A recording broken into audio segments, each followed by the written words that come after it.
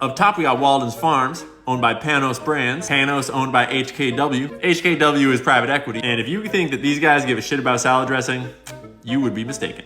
So we'll let private equity be kind of bright orange like that. It's not quite the same as the big money. It's their own thing. Oh, stat.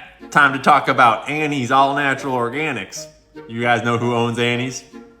About to break some little hearts. Yup, Annie's is owned by General Mills. And we already been known about General Mills. We met them back in the cereal aisle. So, sorry Annie's. I also took the liberty of coloring in all this Winco brand stuff over here. Up top we got Gerard's and Portlandia. Gerard's is a trip. It's owned by Heiko. And Heiko took some figuring out. But it was founded by a Kenyan multimillionaire named Chris Kirubi. He sold part of it to Tiger Brands at one point, and Tiger Brands eventually was like, fuck this, and sold it back to Chris. Now Chris Kirubi is the sole owner of Heiko. We'll be seeing them again, too. And then we got Portlandia Foods, and they seem to be family owned and operated out of Portland, Oregon.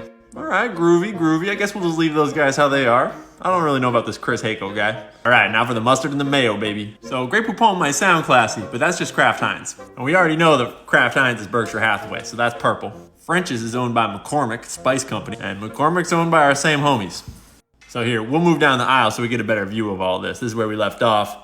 I colored in some more of the Kraft Heinz stuff. And you know, upon looking into this mustard up top here, that would be Plotchman's, which is also Heiko. I got to thinking maybe this Kenyan guy should get his own purple color too, kind of like Warren Buffett. Because I don't know how much he cares about making any mustard for us. But how about Beaver? Beaver's got a big section. Beaverton Foods, family owned for 4 generations, baby. That's legit.